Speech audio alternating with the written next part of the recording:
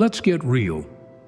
Does it ever feel like the people closest to you quietly drain your energy, dismiss your dreams, or make you feel smaller than you are?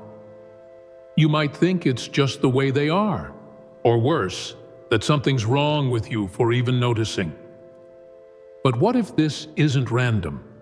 What if, without realizing it, you've been training the people you love to see you as an emotional workhorse, serving everyone else while starving yourself and mistaking it for loyalty?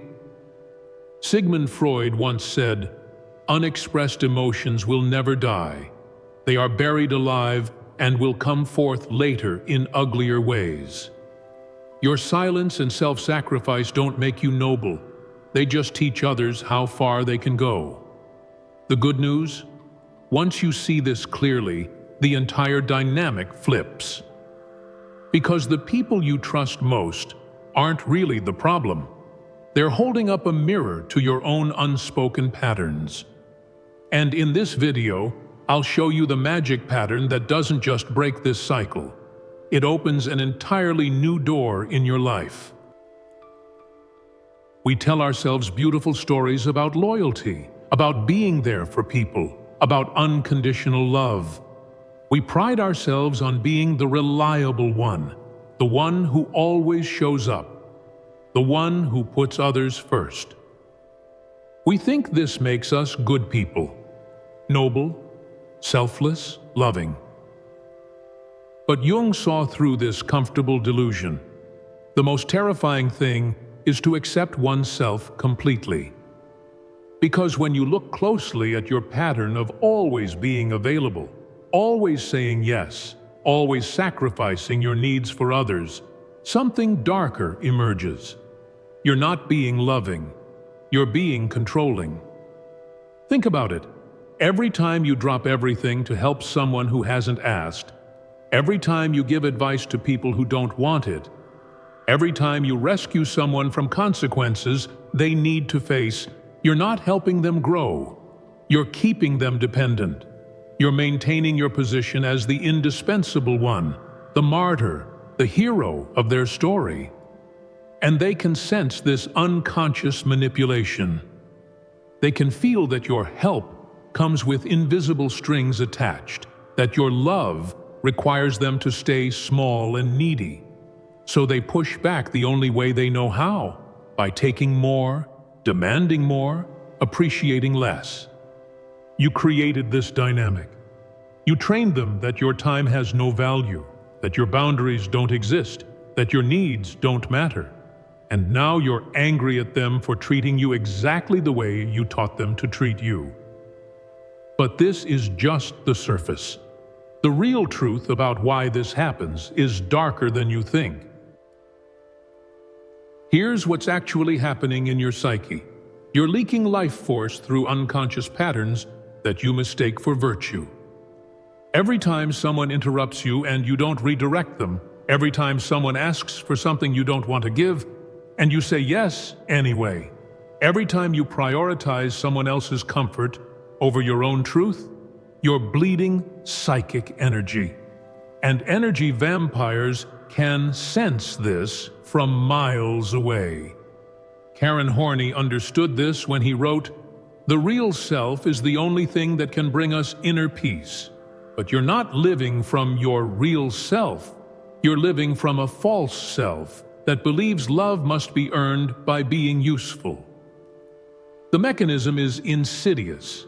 You operate from what psychologists call a trauma bond with chaos and crisis. Your nervous system has been conditioned to associate love with drama, care with crisis, connection with being needed in someone else's emergency. So you unconsciously attract people who live in perpetual crisis, because that's when you feel most valuable, most needed, most alive. Meanwhile, your brain releases dopamine every time you help someone, the same neurochemical reward that drives addiction. You're literally addicted to being needed, and the people around you can sense this desperate hunger for validation. They exploit it not because they're evil, but because you're broadcasting that this is how you want to be treated. The neuroscience is clear. Repeated patterns of self-abandonment literally rewire your brain to prioritize others' needs over your own internal signals. You lose the ability to recognize your own desires, your own boundaries, your own intuition. You become a stranger to yourself, operating entirely in reaction to others' emotional states. And here's the cruelest part. The more available you make yourself, the less respect you command. The more you sacrifice, the more entity-led they become. You think you're demonstrating love, but you're actually training people to devalue you. But the most dangerous part isn't what others do to you. It's what you don't realize you're doing to yourself. Now we go deeper, into the shadows you don't want to acknowledge. You tell yourself you're being kind, but really you're being cowardly. Every time you say yes when you mean no. Every time you avoid a difficult conversation by just keeping the peace. Every time you give someone what they want instead of what they need. You're choosing the comfort of being liked over the courage of being real. Jung was ruthless about this. One does not become enlightened by imagining figures of light, but by making the darkness conscious. And your darkness is this. Your people-pleasing isn't love, it's fear.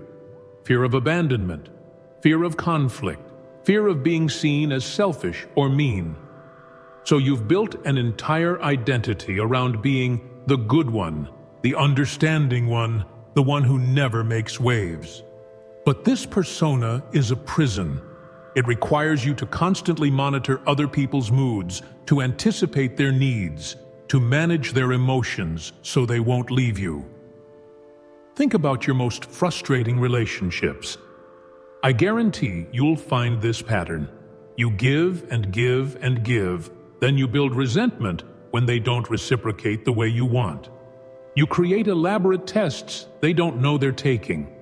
You keep score in a game they didn't know they were playing. Your availability isn't generosity. It's a sophisticated form of control. You're trying to control how people see you, how they feel about you, whether they'll stay with you. And when your strategy doesn't work, when they don't appreciate your sacrifice or reciprocate your devotion, you feel betrayed. But here's what you don't want to admit. You chose people who couldn't truly see you, love you, or appreciate you because being unseen feels familiar. Being undervalued confirms your deepest belief about yourself, that you're not inherently worthy of love, only conditionally worthy based on what you provide. You surround yourself with emotionally unavailable people because their indifference matches your own self-abandonment. You attract users because you're using yourself. You magnetize people who don't respect your boundaries because you don't have any real boundaries, only flexible guidelines that you'll bend whenever someone applies enough pressure. The shadow truth is that part of you likes being the martyr, enjoys the moral superiority of being the giver in relationships with takers. You stay in situations that diminish you because leaving would require you to face the most uncomfortable question of all. Who are you when you're not needed? What's your worth when it's not tied to your utility? Now that you can see the game clearly, here's how everything changes.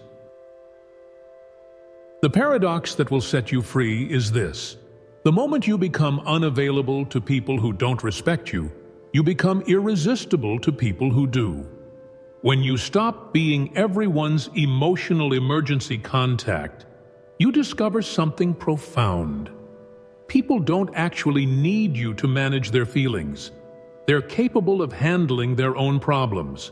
Your help was often preventing their growth, enabling their helplessness, keeping them weak. Real power isn't being needed, it's being wanted. There's a massive difference between someone who tolerates you because you're useful and someone who chooses you because they genuinely value who you are. Here's your new framework. Become selectively generous. Your time, energy, and emotional bandwidth are precious resources. Stop giving them away to people who treat them like they're worthless. Start investing them in people and projects that actually deserve your excellence. This means getting comfortable with other people's disappointment. When you're no longer available for every crisis, some people will get angry. Good, let them be angry. Their anger is information. It's showing you who was in relationship with your function, not your essence. The people who truly care about you will respect your boundaries. The people who don't will reveal themselves as energy vampires who were never really your friends anyway. You'll notice something magical happens when you start honoring your own needs. People begin to honor them too. When you demonstrate that your time has value, others start treating it as valuable. When you show up fully present because you want to be there, not because you feel obligated, your presence becomes a gift instead of a given. This isn't about becoming cold or selfish.